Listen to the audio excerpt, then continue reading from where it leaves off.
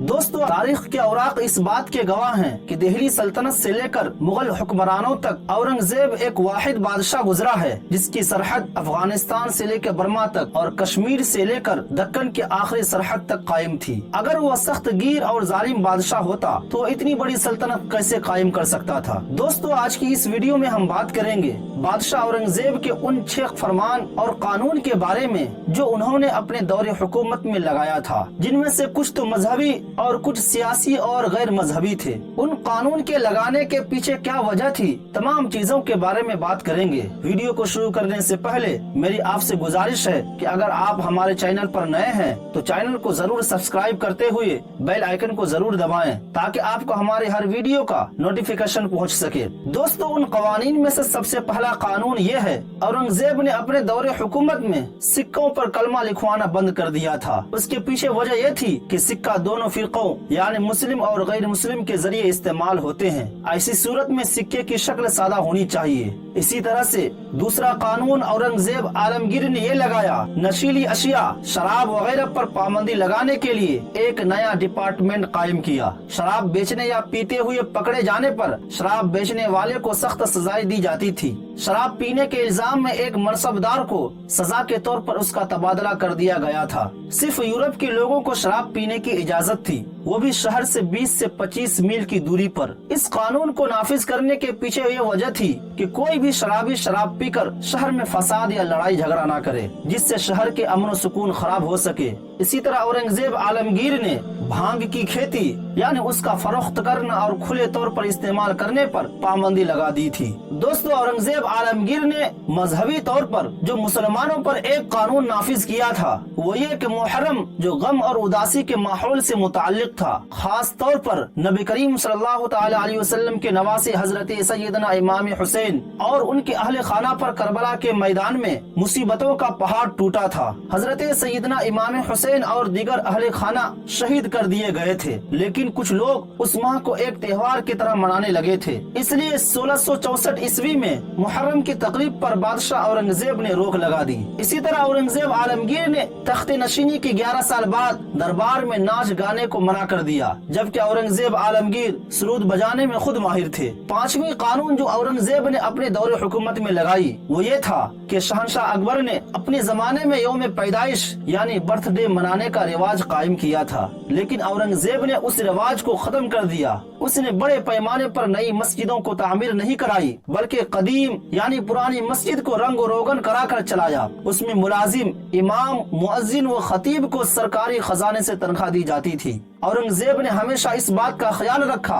कि गलती के लिए मुसलमान और गैर मुसलमान को यकसा सजा मिले। मराठाओं पर फतह पाने के बाद एक सरदार मुहर्रम खान ने गैर मुस्लिमों को दुश्मन और दगाबाज बताते हुए उन्होंने आला ओहदों से माजूल करने के लिए औरंगजेब आलमगीर को खत लिखा, जिसके जवाब में औरंगजेब ने कहा, दुनियावी मामलों का मजहब से कोई ताल्लुक नहीं होता है। अगर तुम्हारे जरिए दिए गए मशवरे पर अमल किया जाए तो मेरा ये फर्ज बन जाएगा कि तमाम गैर मुस्लिम राजाओं और उनके हमनवाओं को जड़ से उखाड़ फेंकूं, जो मैं नहीं कर सकता हूँ। बासलाहियत और अक्लमंद अफसरान को ओहदे से हटाने की हिमायत अक्लमंद आदमी कभी नहीं करते। इसी तरह से दक्कन में मौजूद बरहमनपुरी में रहने वाले एक अफसर मीर हसन ने औरंगजेब को उसके बरहमनपुरी पहुंचने से कबल लिखा कि इस्लामपुरी का किला कमजोर है और आप बहुत जल्द यहाँ पहुँचने वाले हैं। किला मरम्मत चाहता है, उसके मुतालिक आपका क्या हुक्म है? औरंगजेब ने जवाब दिया, इस्लामपुरी लफ्ज लिखकर तुमने अच्छा नहीं किया, उसका नाम बरहमनपुरी है, तुम्हें उसी का नाम इस्तेमाल करना चाहिए था। लगता है कि तुम्हारे जिस्म का किला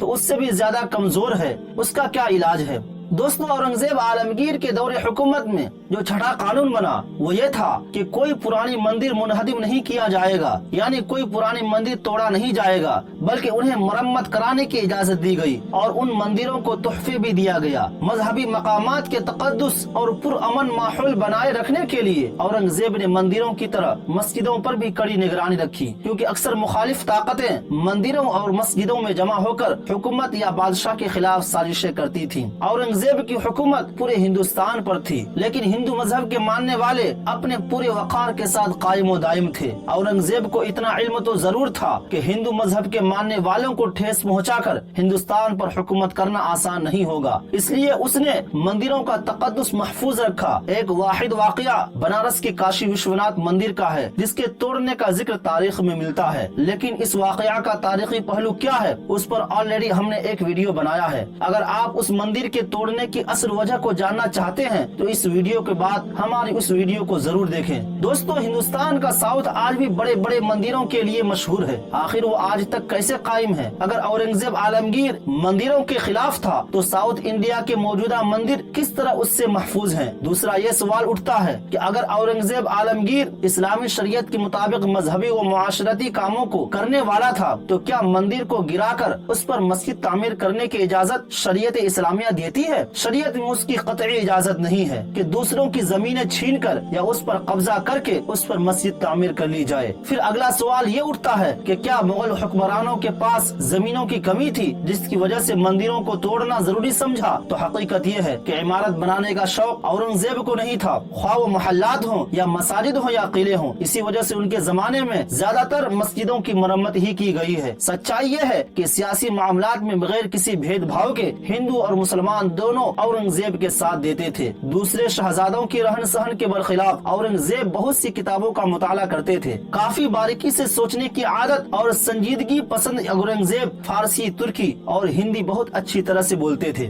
उसकी वजह से ही इस्लामी कानून का एक बहुत बड़ा जखीरा फतवा आलमगीरी हिंदुस्तान में तैयार हुआ। औरंगजेब के अखलाक इतने अच्छे थे कि उसी के सबब जब वो शहजादा था तो उसने अपने वालिद के शाही दरबार में मौजूदा आला तरीन ओहदेदारों व मनसबदारों को अपना दोस्त बना लिया था। अपनी इस फितरत व खसलत को बादशाह बनने के बाद और ज्यादा बेहतर बनाया। रियाया ने उसे शाही पोशाक में एक दरवेश का लक़ब दिया। सादा और बाउसूल जिंदगी गुजारने वाले औरंगजेब ऐश व इशरत से हमेशा दूर रहते थे। तो दोस्तों, आज की वीडियो को हम यहीं पर खत्म करते हैं। अगर वीडियो अच्छी लगी हो तो वीडियो को लाइक करें और अगर आप हमारे चैनल पर नए हैं तो चैनल को सब्सक्राइब करते हुए बेल आइकन को जरूर दबाएं। मिलते हैं फिर एक नए वीडियो के साथ। खुदा हाफिज।